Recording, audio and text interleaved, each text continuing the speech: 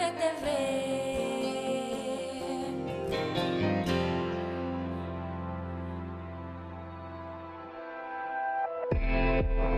Hablemos.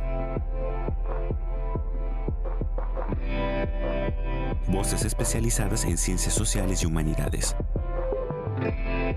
Historia, antropología, literatura, estudios políticos e internacionales, agua y sociedad. Divulguemos la ciencia. Hablemos.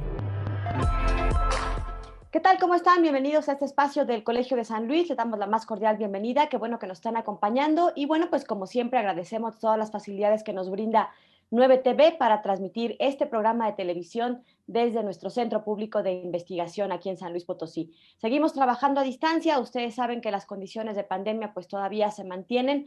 Les pedimos que se sigan cuidando y que en la medida de lo posible pues se mantengan en casa. Hoy vamos a platicar, pues en este marco, ya les habíamos anunciado, durante el mes de marzo estaremos dedicando los programas de cada martes a este tema, en el marco del 8 de marzo, del Día Internacional de la Mujer. Y bueno, pues vamos a platicar hoy con tres expertas precisamente, quienes amablemente han accedido a la invitación para acompañarnos el día de hoy. Y también les recuerdo que, bueno, pues este programa se estrena los martes en 9TV y a partir de mañana miércoles ya estará arriba del canal de YouTube del Colegio de San Luis. Ahí lo pueden ver en el momento que ustedes dispongan. Bueno, pues saludo entonces a nuestras invitadas de hoy y le doy la bienvenida a cada una de ellas. Empezamos con la doctora Gabriela Delgado Ballesteros. Gaby, gracias por acompañarnos. Bienvenida. ¿Cómo estás? Muchas gracias, Lidia. Para empezar, no soy doctora, soy Ándale, ya te maestra. voy dando otro grado. Gracias, si me das el papel te lo voy a agradecer. No, le agradezco al Colegio de San Luis la invitación y sobre todo estar tanto con Marta como Urenda y contigo por ser el esfuerzo que hacen y el compromiso que tienen. Agradezco y espero que pueda yo colaborar con ustedes. Claro que sí, muchas gracias. Y también nos acompaña la doctora Marta Isabel Leñero y pues gracias por acompañarnos también, por hacernos ahí un espacio en tu agenda. Bienvenida. Gracias, igualmente me sumo a los agradecimientos de Gaby y pues muy honrada de estar aquí. Gracias. Y bueno, pues finalmente saludamos también a quien ya es parte de casa porque nos ha acompañado en diferentes ocasiones, es orgullosamente egresada a Colsan y es Urenda Navarro. ¿Cómo estás? Gracias por acompañarnos. Bienvenida a este espacio. Muchas gracias, Lidia. Un honor estar y compartir el espacio con Marta y con Gaby y contigo, por supuesto. Gracias. Bueno, pues yo iniciaría con preguntarles, Marta Leñero, vemos que, bueno, en tu trayectoria un poquito más adelante tenemos una cápsula preparada donde mostramos detalles de las semblanzas, la trayectoria de cada una de ustedes, pero revisando hemos visto pues que tienes varios años ya en este trabajo, en este activismo, de manera muy importante en la lucha de asuntos de género particularmente. ¿Cómo has visto la evolución, digamos, a través de los años 2000, el año 2000 a hoy, 2021? ¿Cómo ha evolucionado? ¿Cómo llegamos a este siglo XXI con estas luchas, particularmente en un México como el que hoy estamos viviendo? ¿Qué nos puedes decir?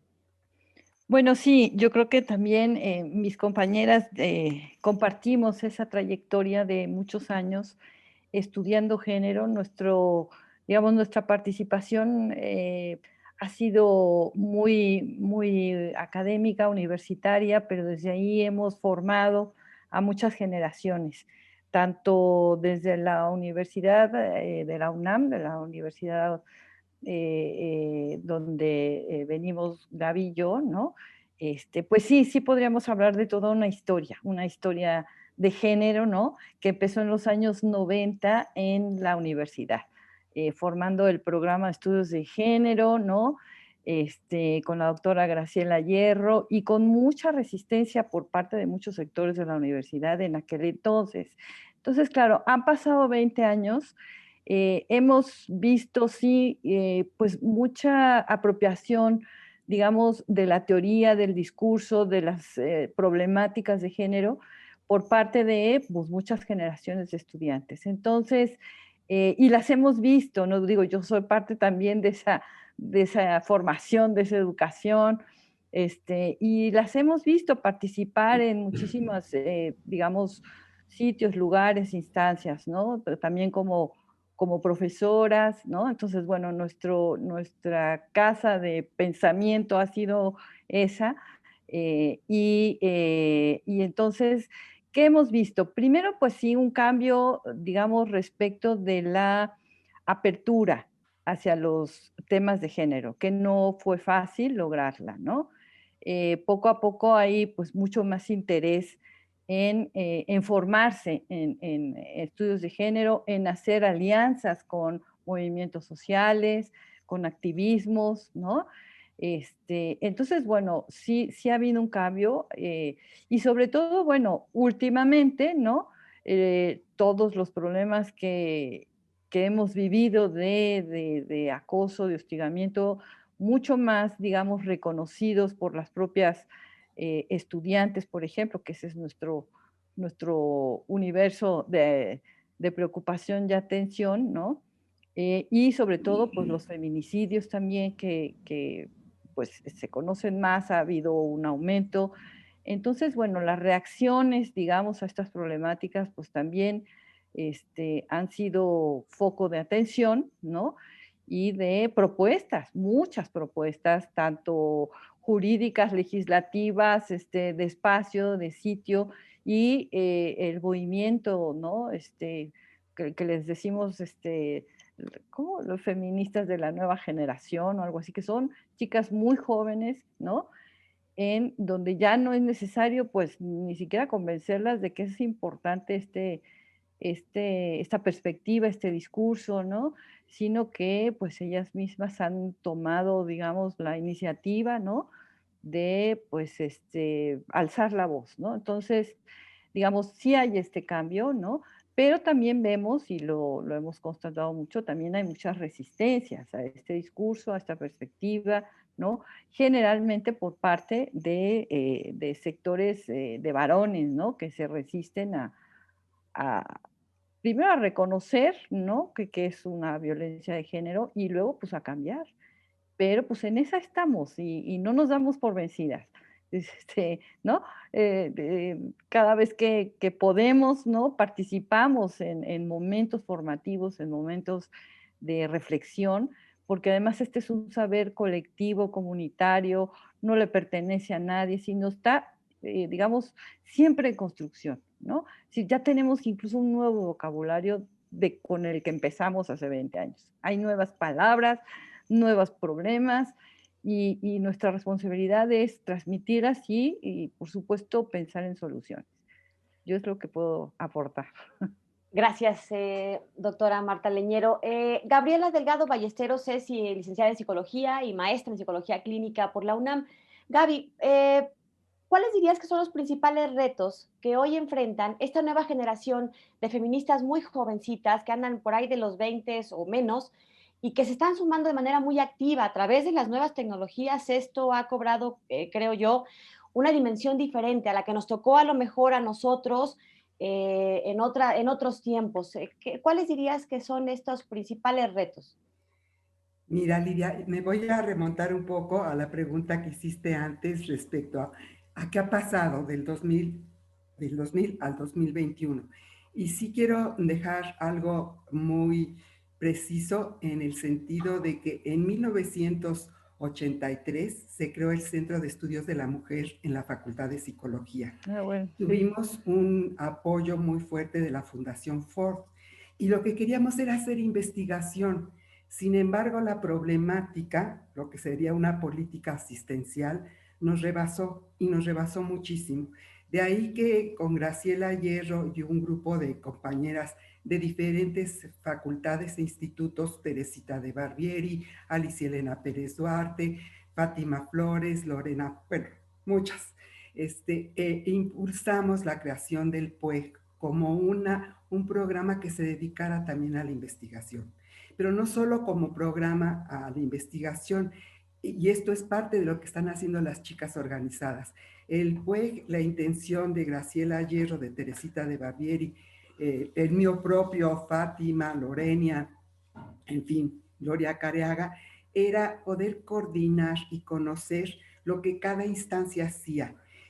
Y lo que las chicas están pidiendo en sus colectivos, porque no es comunidad, es un colectivo, es que no se centren las situaciones en un solo lugar.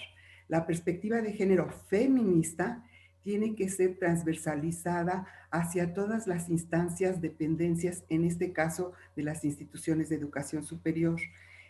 Porque si tú centras en un solo lugar las situaciones, volver a esa palabra coloquial de que las mujeres a la cocina, o sea, como si solo hubiera un espacio para las mujeres. Entonces, yo considero que lo que han hecho estas chicas, y esto estamos escribiendo un libro justamente de esta transición epistemológica, o los orígenes de genealógica, la historia propia, la historización, no la historia, sino la historia que nosotras las mujeres estamos haciendo en la vida cotidiana. Y a esto se le llama colectividad. Colectividad que son las colectivas de las chicas. A mí me parece que uno de los grandes retos es que esta propuesta, que es muy difícil, porque estamos hablando de la cuarta ola feminista, y como bien dijo Marta Leñero, las resistencias son muchas, y no solo de los hombres. Hay mujeres que tienen una estructura totalmente patriarcal, que han llegado al poder con muchas dificultades, pero se sienten muy empoderadas como para decir que todo ha sido suavecito en la medida que se han naturalizado las cosas. Entonces, la nueva ola, esta cuarta nueva ola, tiene sus orígenes, incluso antes del Centro de Estudios de la Mujer. Hubo un programa de radio de Alaide Fope. Alaide Fope en Radio UNAM hizo toda una serie de entrevistas, y en esas entrevistas estuvieron justamente Marta Lamas, Marcela Lagarde, Graciela Hierro, Teresita de Barbieri, Elena Urrutia. Son mujeres, nuestras ancestras, que de una u otra manera en sus estrategias abrían camino. Esa para mí, no quiero hablar de olas, pero esto es como la base de nuestras maestras, de nuestras ancestras. Son como las precursoras, ¿no? De todo este movimiento. Te voy a interrumpir tantito, Gaby, para mandar a la pausa, y regresando continuamos con esta parte y la que nos debes de, pues, cuáles son los retos de estas nuevas generaciones, y Urenda también, que nos dé, que ella es mucho más joven y por supuesto tendrá una perspectiva. Bueno, no sé si mucho, ya estoy aquí yo entrando en intimidades. Bueno, vamos a la pausa y regresamos. Les recuerdo que la vía de comunicación que tiene con nosotros es a través de Facebook. Ahí está este programa en estreno en vivo todos los martes, y bueno, pues le agradecemos que se comunique por esta vía. Vamos a la pausa y regresamos.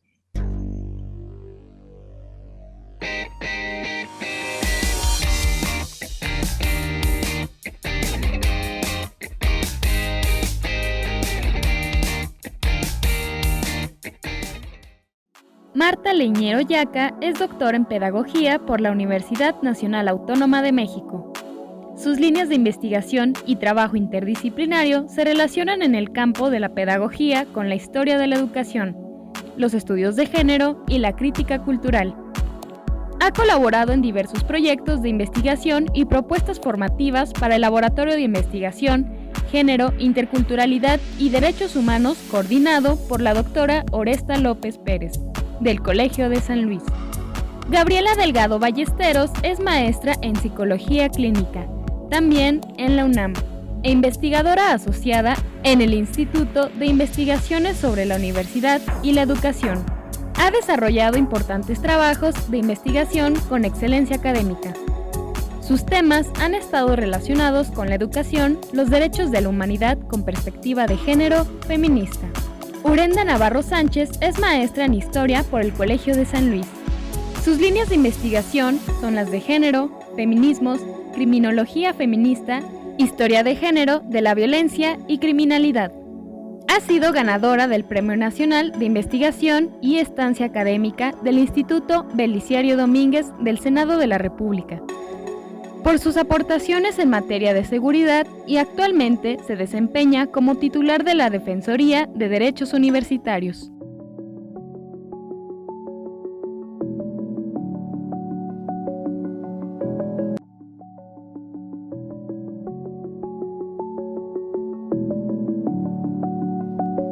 Bien, Bien, estamos de regreso y continuamos con esta charla que tenemos en el marco de este Día Internacional de la Mujer.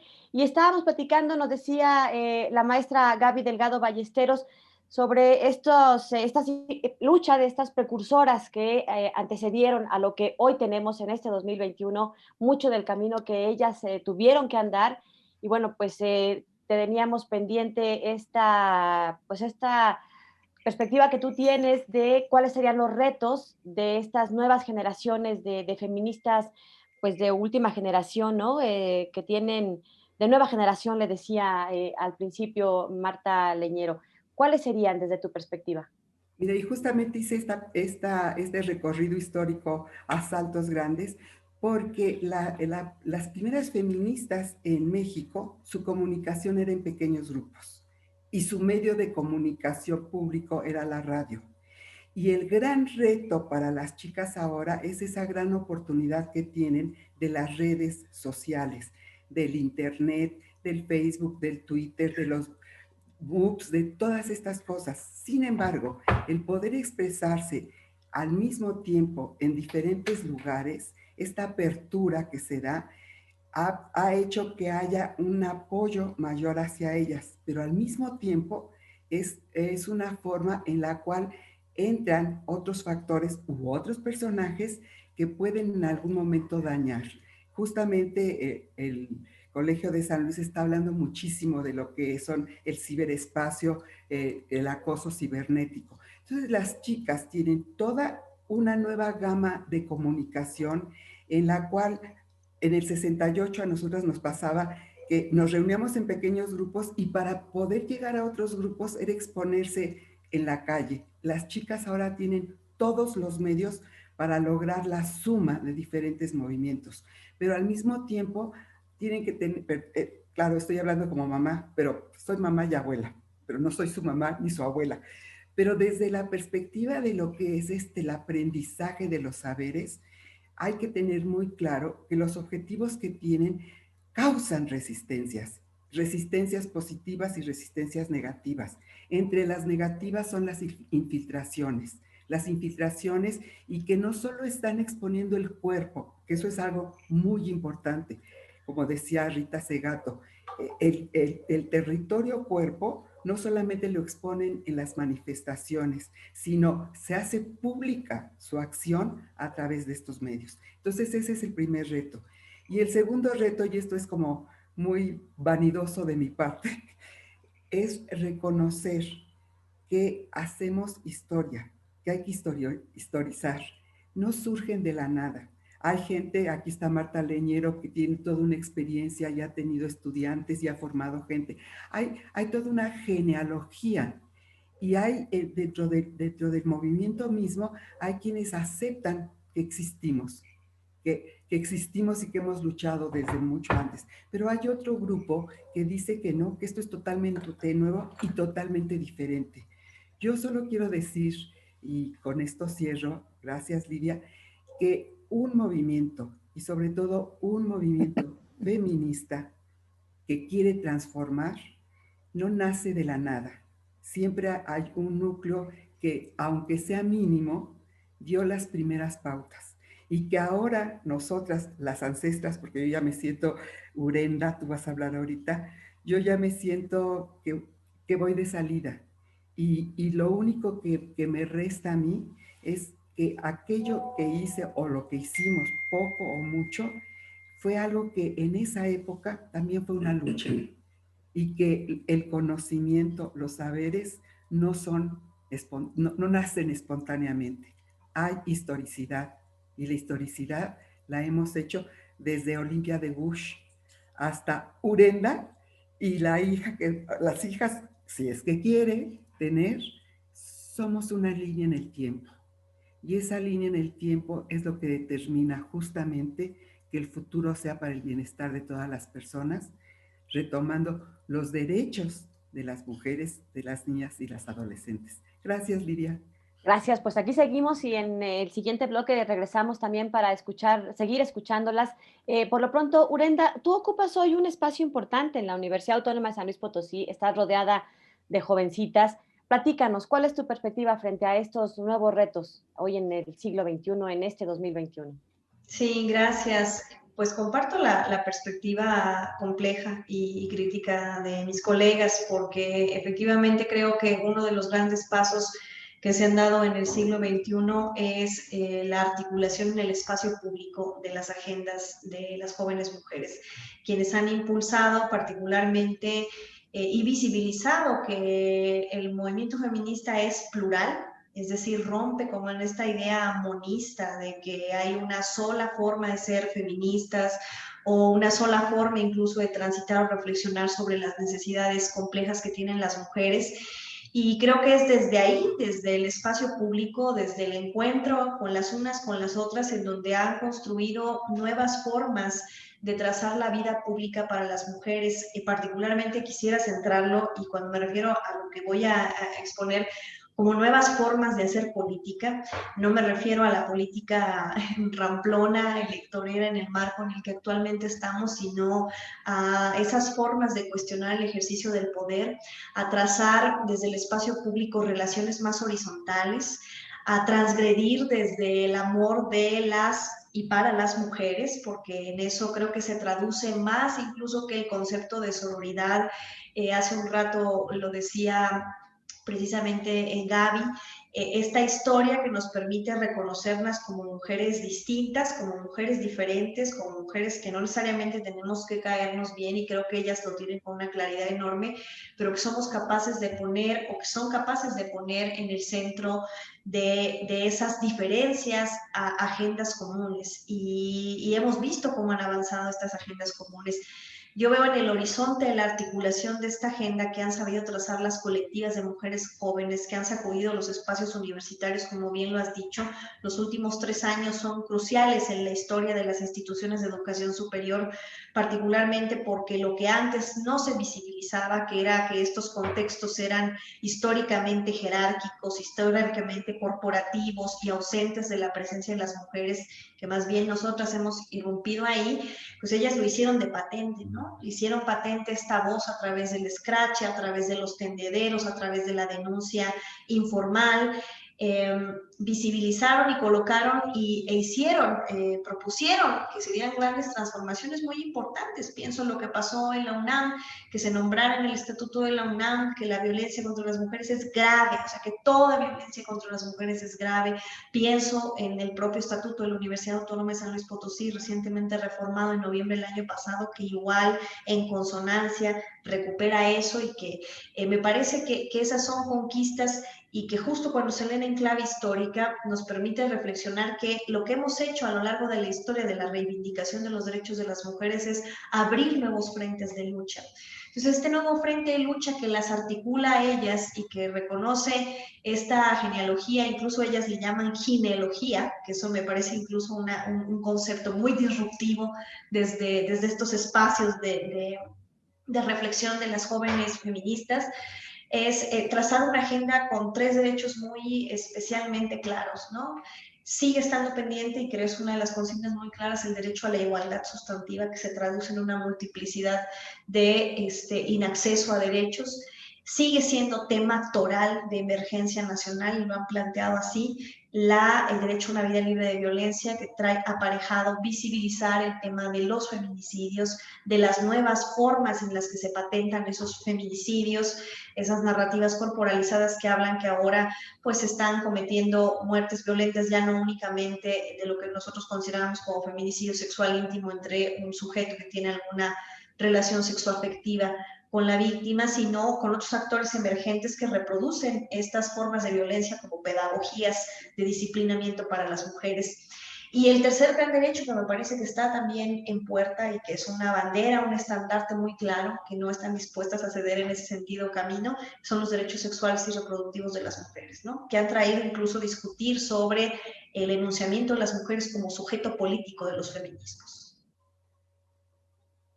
Gracias. Les quisiera preguntar a las 3, bueno, regresaremos después de la pausa para preguntarle en principio a Marta Leñero que nos pudiera comentar, bueno, explicar un poco para todo nuestro público que a lo mejor no está tan familiarizado, no estamos tan familiarizados con estos conceptos tan específicos, pero en términos muy prácticos, conocer un poco sobre el concepto de transversalidad y particularmente, bueno, pues por qué es importante en esta situación, en este tema de asuntos de género desde un punto de vista feminista. Hacemos una pausa y regresamos. Les recuerdo que tenemos varias convocatorias abiertas. Puede consultar si les interesa algún posgrado, nuestra página web o nuestras redes sociales y ahí encontrarán toda la información. Hacemos esta breve pausa y regresamos para continuar aquí hablando con nuestras invitadas en el marco del Día Internacional de la Mujer. Regresamos.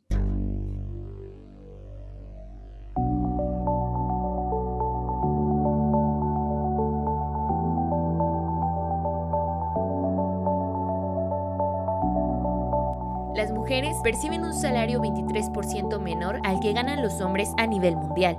Ocupan apenas el 24% de los escaños parlamentarios en el mundo. 1 de cada 3 mujeres ha sufrido violencia física o sexual. Las mujeres se encuentran en la primera línea de la crisis de COVID-19, como trabajadoras de la salud, cuidadoras, innovadoras y organizadoras comunitarias. También se encuentran entre las y los líderes nacionales más ejemplares y eficaces en la lucha contra la pandemia. La crisis ha puesto de relieve tanto la importancia fundamental de las contribuciones de las mujeres como las cargas desproporcionadas que soportan. El Día Internacional de la Mujer es un buen momento para reflexionar acerca de los avances logrados, gestionar más cambios y conmemorar la valentía, la determinación de las mujeres que han jugado un papel clave en la historia de sus países y comunidades con su trabajo y esfuerzo cotidiano.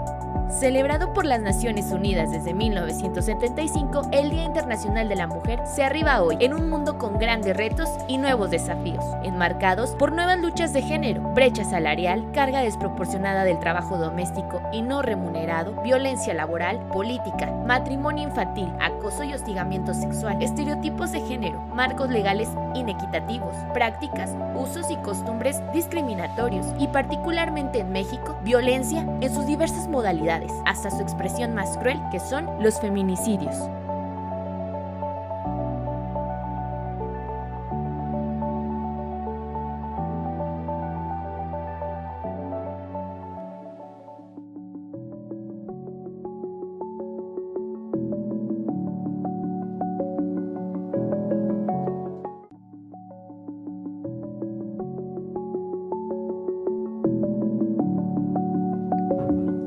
Estamos de regreso y continuamos con esta charla. Marta Leñero, platícanos un poco este concepto de transversalidad. ¿Qué es y por qué es importante en esta perspectiva de género? Bueno, se refiere a atravesar, ¿no? Algo transversal es que atraviesa en general pues un lugar, un espacio, ¿no? Entonces, en el feminismo y en los estudios de género lo hemos retomado, la palabra, ¿no? Para decir que esta perspectiva, ¿no? No solo quede, por ejemplo, en un enunciado de una política pública, en una ley, ¿no? Ese es, digamos, un piso de donde puede estar. Pero entonces que no se quede ahí, sino que vaya y atraviese, ¿no? Distintos ámbitos sociales, culturales, de la vida personal. O sea, transversalizar una perspectiva de género quiere decir llevarla, esta perspectiva, este pensamiento, esta manera de ver el mundo, ¿no? Llevarla, y que sobre todo habla de las desigualdades entre hombres y mujeres, llevarla al actuar, digamos, incluso de la casa, ¿no? Es decir, cómo tener igualdad de género en el ámbito doméstico, ¿no? Pero también llevarla por ejemplo, en el ámbito educativo, en efecto, una política que rija, pero también las relaciones interpersonales entre una comunidad educativa, llevarla a las aulas, ¿no? Es decir, llevarla a la concreción de cómo vincular esta perspectiva con las materias de estudio, con los programas de estudio, ¿no? Es decir, llevarla a muchos, pues sí, niveles, ¿no? Niveles de donde pueda tener efecto, ¿no? Entonces, no nos sirven de nada una ley muy bien hecha y todo si eso no lo llevamos a nuestra vida cotidiana, si eso no lo aplicamos a otras esferas, a otros ámbitos, ¿no? De la vida toda, ¿no? Entonces, porque la perspectiva quiere decir eso, perspectiva de género es desde dónde mirar el mundo, la realidad, mis afectos, mi manera de pensar, ¿no? Eso es una perspectiva. Entonces, llevar ese modo de pensar sobre la igualdad, sobre el derecho a la igualdad sustantiva, como dijo Urenda, ¿no?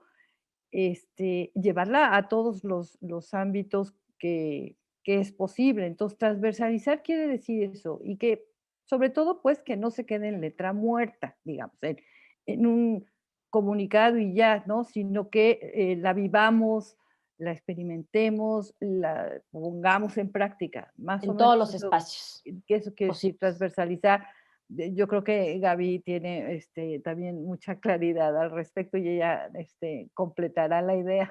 A ver. Gaby, precisamente Gabriela Delgado, platícanos un poco sobre esta relación que hay entre la transversalidad y el marco legal, las leyes.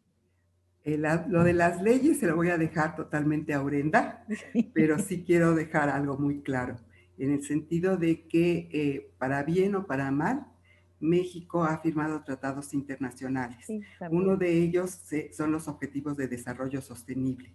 En los Objetivos de Desarrollo Sostenible, uno de los ejes, bueno, dos de los ejes son muy importantes, el de género y educación de calidad. Y aquí me voy a referir a dos cosas. La transversalización habla de lo que es la igualdad sustantiva. ¿Qué quiero decir con esto? La igualdad sustantiva tiene varios factores: las oportunidades, el trato, la participación y los resultados. Cuando hablamos de resultados, estamos hablando de una transversalización de una política de Estado. Una política de Estado es la que implica no solamente el cumplir con las leyes, y una política de Estado en resultados es poder lograr que cuando alguien sale de la educación, puede transversalizar el hecho porque la educación es necesaria para cumplir los otros derechos. Entonces, una política de Estado determina que se transversalice la perspectiva de género porque no solamente incide en un área o en un sector, que podría ser el sector salud, el sector trabajo, el sector economía, el sector educación. El logro de la igualdad sustantiva en resultados es que hubo una transversalización. ¿Qué quiere decir esto?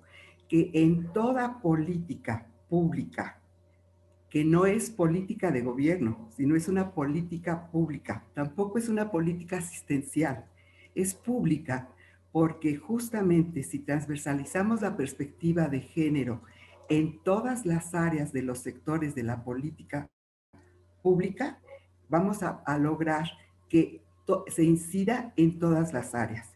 Y doy un pequeño ejemplo. Hay una controversia muy fuerte. Se está proponiendo en las instituciones de educación superior que se tengan materias sobre género, sobre perspectiva de género. Y se ha probado que la información como tal no incide. Entonces, la importancia de la transversalización no es solamente tener materias de género, sino que justamente en todo espacio, sea el aula, sea el patio, sea la casa, sea la comunidad, la gente guarde los principios básicos de lo que es la perspectiva de género feminista, o sea, una igualdad sustantiva, un comportamiento que permita la transformación de las actitudes, los comportamientos, el cambio de los estereotipos y que se mantengan los principios de los derechos de la humanidad, específicamente lo de las mujeres. Transversalizar es una actuación que se basa en un sustento legal, como es el artículo 1 constitucional, que habla de la igualdad sustantiva, pero no que quede en la ley, sino que quede en la práctica, que en la práctica, cualquiera que sea el espacio, cualquiera que sea el tiempo, haya una conciencia, una toma de conciencia de la identidad y la condición de género que son diversas. Entonces, en ese sentido, no es solamente tener una materia, sino es tener un cambio de actitud y una revaloración de lo que es ser parte de un universo, de una tierra en la cual toda persona tiene los mismos derechos. Derecho a la dignidad, a la autonomía, a la libertad y, el más importante, el derecho a una vida digna. Y cuando digo una vida digna es que desde que se nace hasta que se muere, uno tiene que tener esa concepción de que somos una partícula, una pequeña partícula en el mundo. Y como decía mi abuela, se enseña y se aprende más con el ejemplo que con la palabra. Entonces, la transversalización es lograr que en todo ámbito, en todo sector de la política pública, se cumpla la ley de los derechos de la humanidad, igualdad, libertad, autonomía y sobre todo convivir para el bien no solo de las personas, sino para el bien de la tierra en la cual habitamos. Pero Urenda es la que sabe más de esto, entonces dejemos que Urenda nos ponga los puntos sobre las IES a las ancestras. Brenda, si nos regalas en 2 minutitos y regresamos después al último bloque para que termines en abordar este tema, precisamente cuál es la condición que hoy existe en el marco legal. Sabemos que en las reformas recientes se han orientado hacia allá, pero bueno, pues tú que eres experta justamente en esta materia, ¿qué nos dices? Bueno, no tan experta, más bien comparto mis saberes.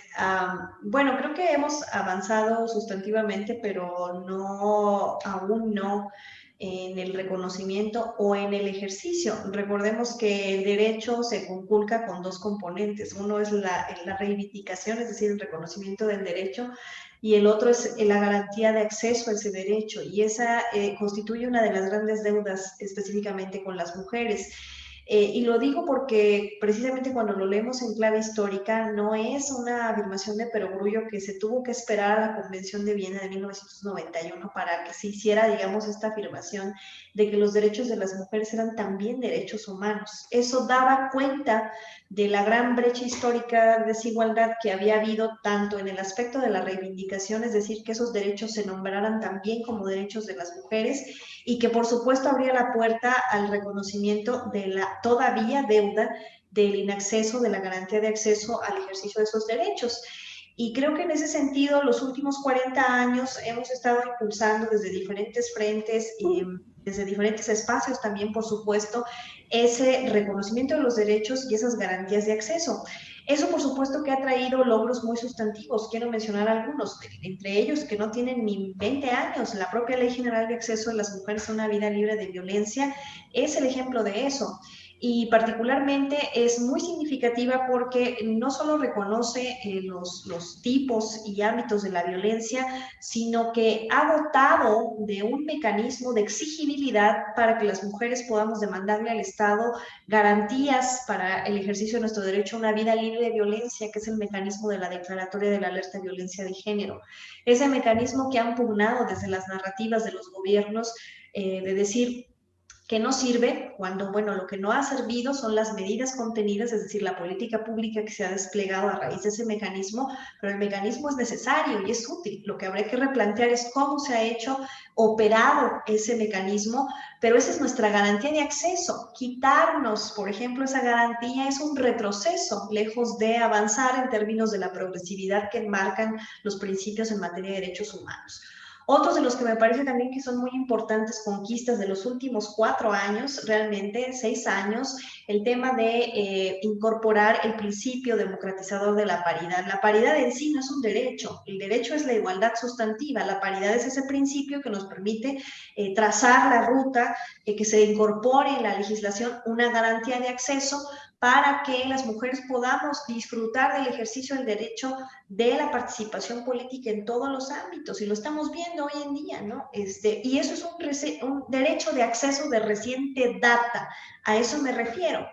Y la pugna que ahorita tenemos y que sigue siendo tema controversial, al que no se ha aunque haya intentos, digamos, no se ha asomado realmente una voluntad estratégica, es el tema de los derechos sexuales y reproductivos, particularmente el derecho de las mujeres a decidir sobre la libre autodeterminación de sus cuerpos, y lo que implica, evidentemente, pues tocar el tema sobre la interrupción legal del embarazo, la criminalización de las mujeres que deciden no tener los productos de una gestación o incluso de un abuso sexual, ¿no? O sea, es visibilizar un conjunto de temas relacionados con una expropiación de las corporalidades de las mujeres históricamente negadas y que se reivindica a partir de este derecho. Entonces, ese catálogo de derechos, si bien ahí ni siquiera lo tenemos reconocido, que eso es importante decirlo, ahí ni siquiera tenemos reconocido, mucho menos se conculca la garantía de acceso.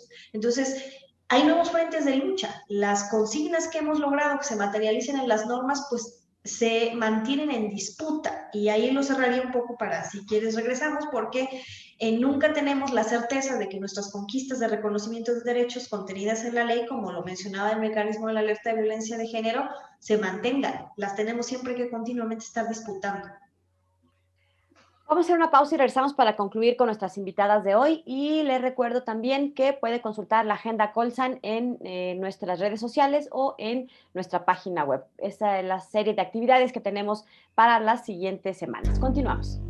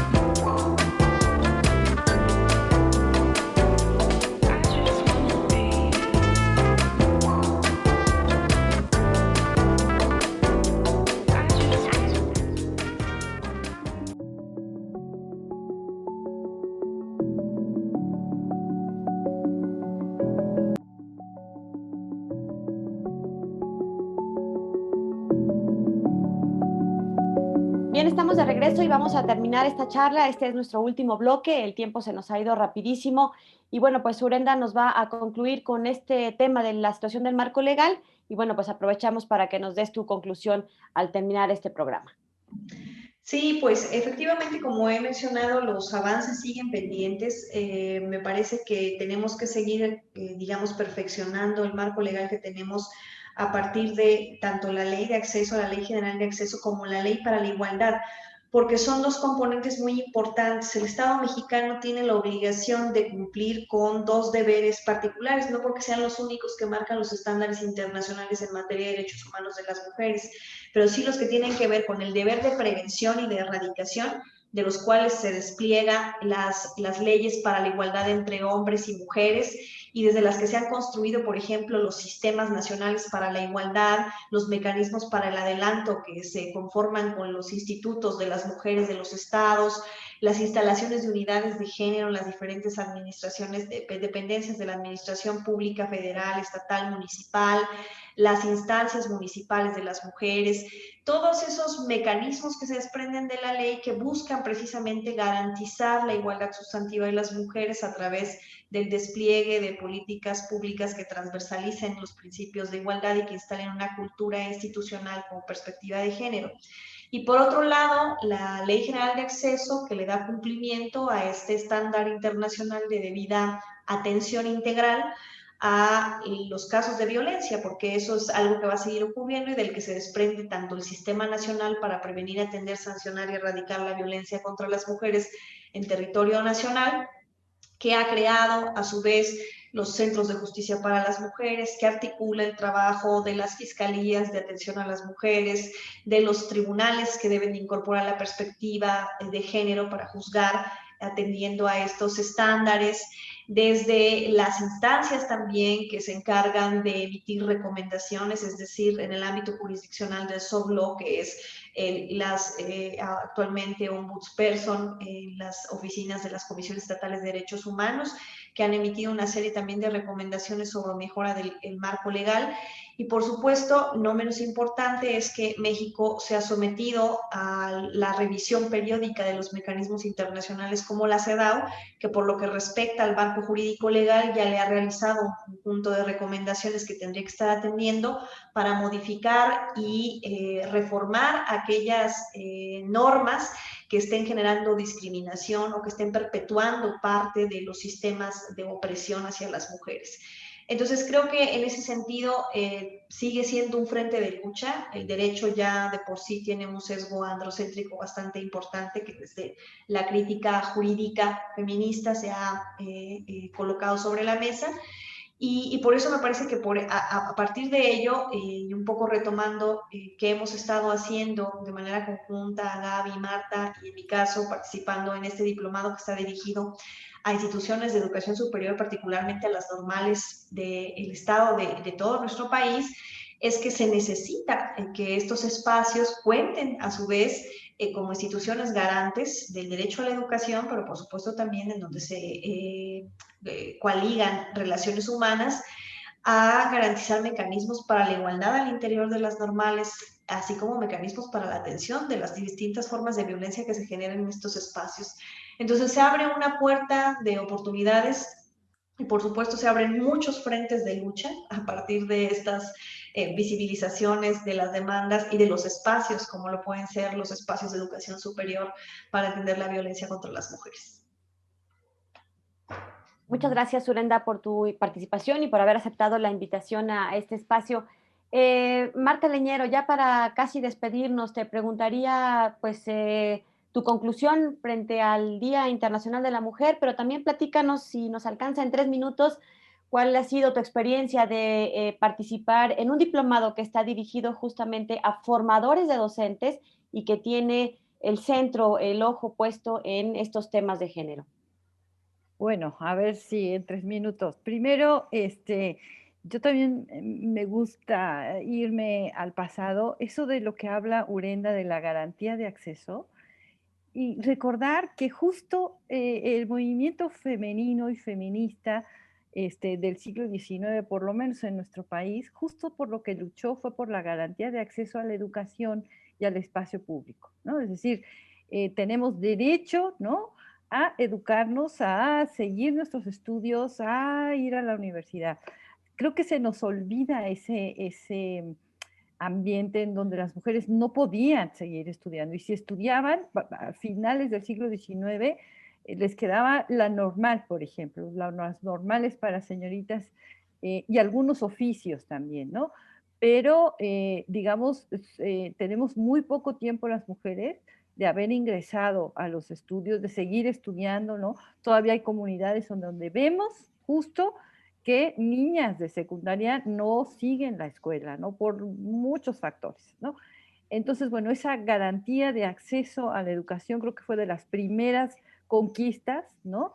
Pues, de este reclamo, ¿no? Y en cuanto a la experiencia en el diplomado, pues yo me siento en mi propia cancha, ¿no? Yo soy pedagoga, entonces trabajar con docentes, con normalistas, con formadoras y formadores de docentes, es una delicia, ¿no? Son personas para lo que llevamos del diplomado muy dispuestas, muy abiertas a aprender, ¿no? Su chamba es enseñar y aprender y lo están haciendo muy bien en este diplomado. Muchas gracias por habernos acompañado. Al contrario, muchas gracias a ustedes. Y finalmente nos despedimos con la intervención de la maestra Gabriela Delgado. También está participando en este diplomado en línea, Construcción de Políticas para la Igualdad y la No Discriminación para Formadores de Docentes, que se está llevando a cabo desde el 7 de diciembre de 2020 y concluirá el 30 de abril de este 2021. Gaby, ¿qué nos dices? Y gracias por habernos acompañado en este programa. Gracias a ti, Lidia. Quiero retomar algo que dijo Urenda que me fascinó. Urenda dijo, la justicia es androcéntrica. Y efectivamente, la justicia es androcéntrica. Y lo digo porque tengo a 3 mujeres que admiro muchísimo. Una de ellas ha participado en el diplomado. Una es Andrea Medina, otra es Carla Michel y la otra es Alicia Elena Pérez Duarte y Noroña. Y ellas en algún momento dado me dijeron que la justicia no era ciega, que la justicia tenía un ojo pachado y no era ciega. Porque en la justicia justamente quienes no la logran son las mujeres y que la justicia tendría que tener los ojos abiertos desde una perspectiva de género. Y esto me parece importantísimo porque el último paso, hablamos del poder legislativo, del poder ejecutivo, pero del poder judicial nunca se habla. Y en el poder judicial es donde las mujeres quedan revictimizadas. Entonces, en esto que me encantó porque dijo, la justicia es androcéntrica, sí es androcéntrica, y ahí tenemos que trabajar mucho. Por otro lado, lo del diplomado ha sido un verdadero éxito, tanto del Colegio de San Luis como de Mujeres y de la de GESPE. Y lo digo porque lo más importante es el momento que estamos viviendo, que es un momento que se pudo prevenir. Los virus han existido siempre.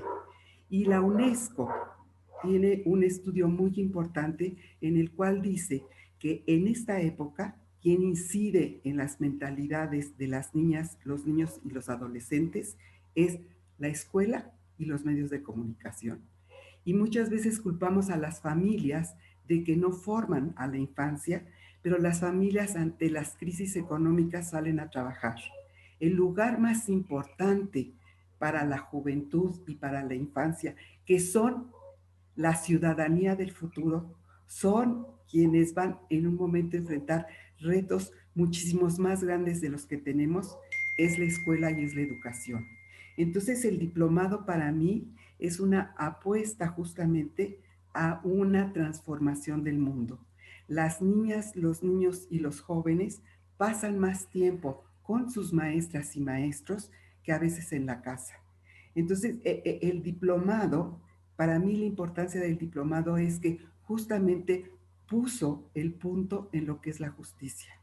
Si no trabajamos con una conciencia, con una toma de conciencia de perspectiva de género feminista y de derechos de la humanidad, las nuevas generaciones no van a poder enfrentar los retos del cambio climático, de la energía, de las migraciones, de problemáticas que cada vez se van a incrementar. Entonces, la belleza del diplomado es justamente que está enfocado hacia esas personas en las cuales están las manos del futuro. Y el futuro solo puede existir cuando exista una colectividad de las maestras, de las inspectoras, de los jefes de departamento, hasta el secretario o la secretaria ahora de educación. La educación es el único espacio que tiene que ser seguro para enfrentar las posibilidades de una vida de paz entre hombres y mujeres para salvar a la tierra. Muchas gracias, Lidia, al Colegio de San Luis. Me encanta estar con Marta y que Urenda es ahora nuestra maestra. Muchas gracias a las 3 por habernos permitido llevar esta información hacia todo nuestro público a través de 9TV, a través de nuestras redes sociales y de nuestro canal de YouTube. Gracias a Gabriela Delgado, Marta Leñero y Urenda Navarro. Soy Lidia Huache, gracias, pásela bien, hasta la próxima.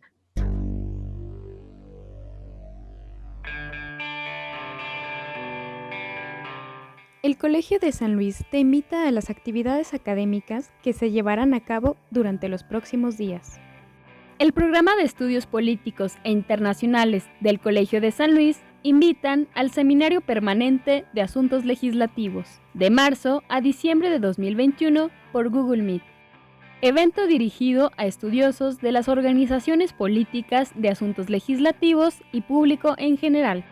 El Laboratorio de Investigación, Género, Interculturalidad y Derechos Humanos te invita al tercer Seminario Internacional de Educación Rural en América Latina, Balance y Memoria de un Siglo de Educación Rural en América Latina. del 27 al 29 de octubre de 2021. Consulta la convocatoria. Se llevará a cabo la presentación editorial La seguridad extraviada, apuntes sobre la seguridad nacional de México en el siglo XXI, el miércoles 10 de marzo a las 12:30 horas a través de Blue Jeans. ¿Te interesa hacer un posgrado de calidad? Te recordamos que en el Colegio de San Luis tenemos abiertas las convocatorias de Doctorado en Historia, Doctorado en Literatura Hispánica y Maestría en Gestión Sustentable del Agua. Consulta la convocatoria de tu interés a través de nuestra página web o manda correo a docencia@colsan.edu.mx. Todos los posgrados del Colegio de San Luis cuentan con la acreditación del Programa Nacional de Posgrados de Calidad del CONACYT. Consulta los detalles de este y otros eventos a través de nuestra página web www.colsan.edu.mx y síguenos también en nuestras redes sociales.